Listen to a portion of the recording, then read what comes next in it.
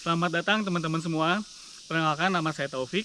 Kita sekarang berada di ketinggian 1.600 meter di atas permukaan laut, tepatnya di atas kota Bandung. Kita sekarang berada di perkebunan kopi. Letaknya di Bukit Palasari di Geri Mekar. Kenapa sih kita berada di sini? Karena memang untuk pengembangan kopi sendiri itu baiknya memang di 600 sampai 2000 meter di atas permukaan laut.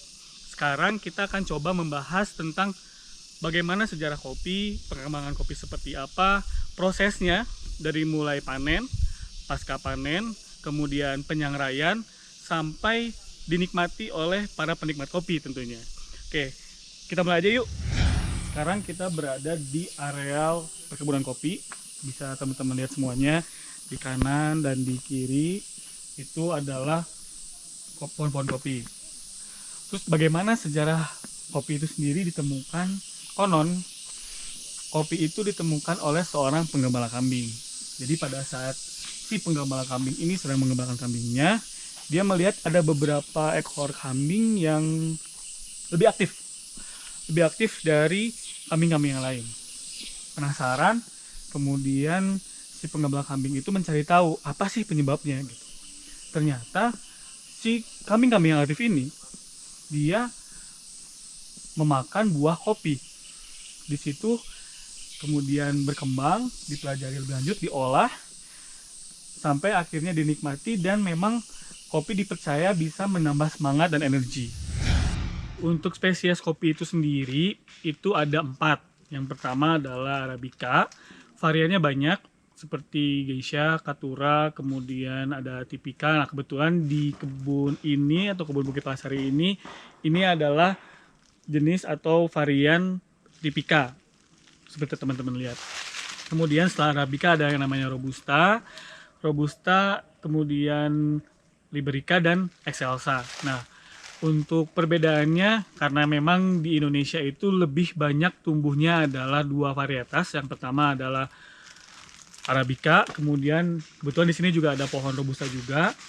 Apa sih perbedaannya? Untuk kopi Robusta dia lebih besar dibandingkan kopi Arabica.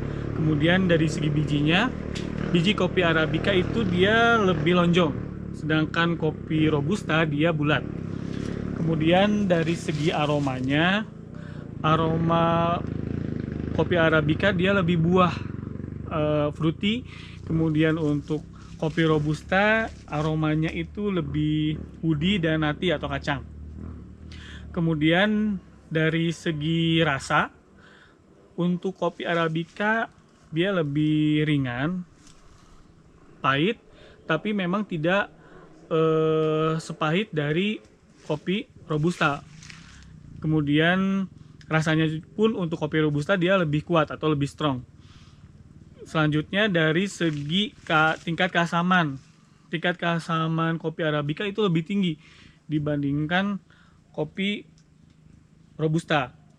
Kemudian yang terakhir dari segi kadar kafeinnya. Kadar kafein kopi Robusta itu bisa 2 sampai 3 kali lipat dari kopi Arabica.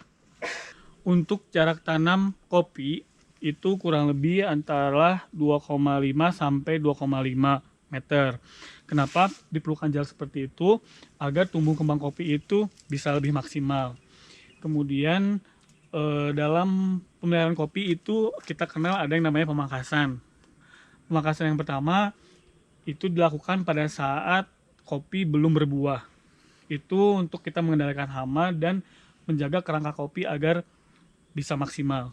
Kemudian yang kedua itu pada saat pemeliharaan. Biasanya kita mulai melakukan pemangkasan tunas yang ada di atas kopi agar dia tidak berkembang lebih tinggi lagi sebenarnya, karena pohon kopi apabila tidak dipangkas tunasnya itu bisa tumbuh sampai 4 sampai 5 meter. Makanya kita pangkas seperti ini. Kita ambil tunasnya.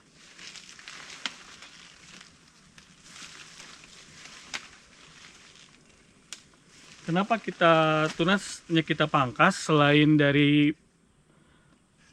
agar kopinya kita jaga agar tidak tinggi, karena kalau misalnya tinggi, satu proses panennya akan panjang. butuh waktu 1 atau 2 tahun sekali pada panennya. Kemudian pemetikannya pun susah. Kemudian pada saat nutrisi yang dibutuhkan oleh kopi untuk diserap itu akan lebih panjang karena dia fokusnya akan ke tingginya bukan ke buahnya. Nah, untuk proses pemeliharaannya selain dari pemangkasan itu sendiri, kita bisa lihat di sini ada yang namanya penarik hama atau penggeret yang dia merusak kopi. Jadi fungsinya si hipotan ini adalah dia akan menarik si hama ini masuk ke dalam cairan di bawahnya dan menjaga agar kopi-kopi di sekitarnya itu tidak terkena atau terserang hama.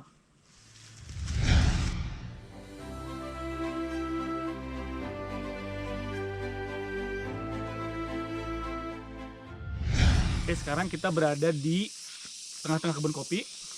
Dalam rangkaian pertama proses panen kopi setelah kopinya merah itu adalah pemetikan. Kita bisa lihat di sini ada proses pemetikan sendiri.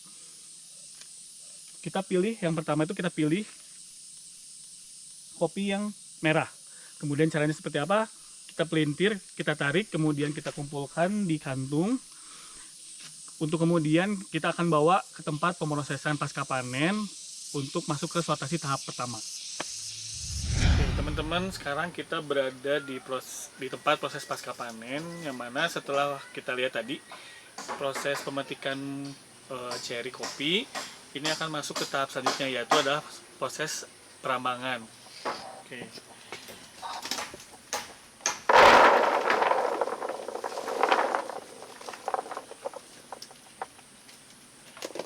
Proses perambangan ini untuk memilih atau memisahkan kopi-kopi yang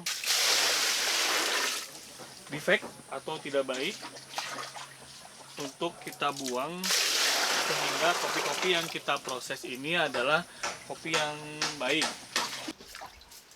Oke, teman-teman bisa lihat di sini, ini kopi warnanya merah, tapi dia mengambang.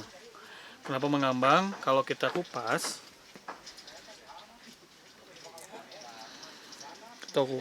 di sini nih, lihat kopinya tidak ada nutrisinya atau busuk dan tidak ada isinya, kopong. Ini yang akan kita buang. Kenapa? Proses perambangan dalam sortasi kopi itu penting, karena walaupun secara fisik kopinya baik, tetapi isinya kita bisa lihat sendiri tadi.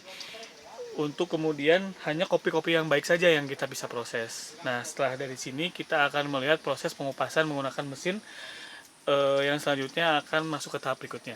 Yuk kita coba lihat bagaimana proses pengupasan kulit kopi itu. Oke, setelah proses perambangan kita akan meniriskan biji kopi ini.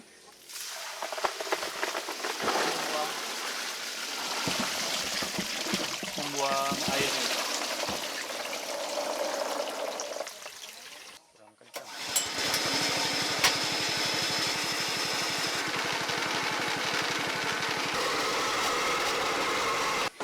Ini adalah hasil dari pengupasan kulit buah ceri.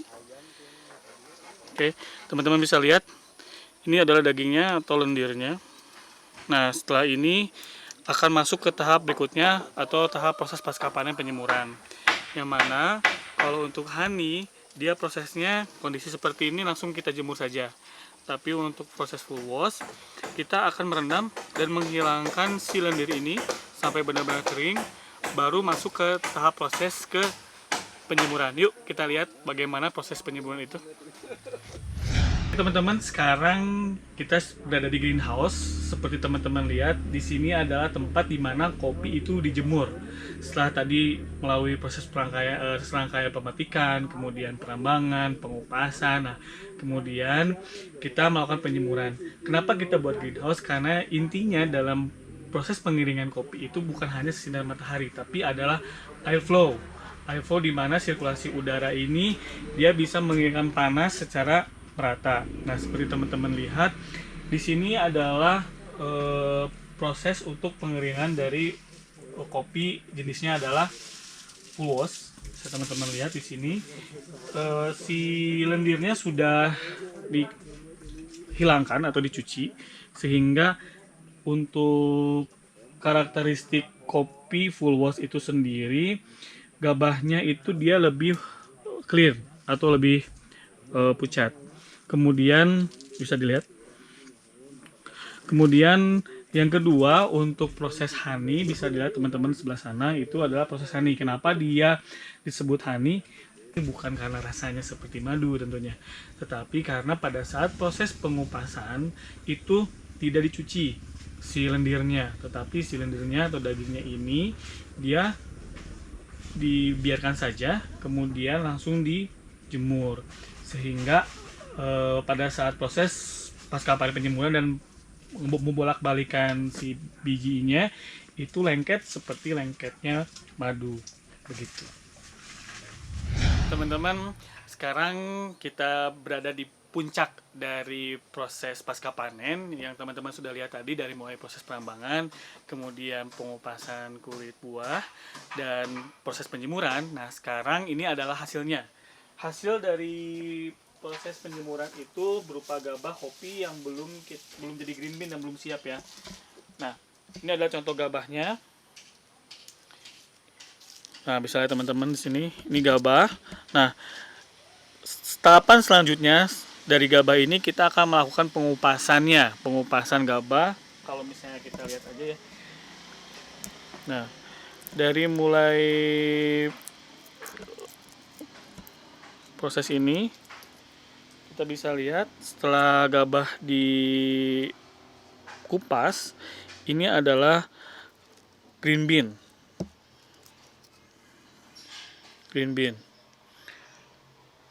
Dimana setelah green bean ini baru kita akan sortir ulang untuk membuang defect dan memilah biji-biji kopi yang tidak baik. Untuk selanjutnya ke proses penyangraian atau roasting. Nah, sedangkan untuk proses penyangraian sendiri, teman-teman itu ada beberapa tipe. Yang pertama adalah light roast, kemudian yang kedua itu adalah medium roast, ketiga adalah dark roast, dan yang terakhir adalah French roast. Yang mana masing-masing dari tipe penyangraian itu menghasilkan cita rasa yang berbeda. Oke, selanjutnya kita coba yuk untuk menikmati gimana sih rasanya kopi dari perkebunan Bukit Palasari. Oke, yuk kita ngopi yuk.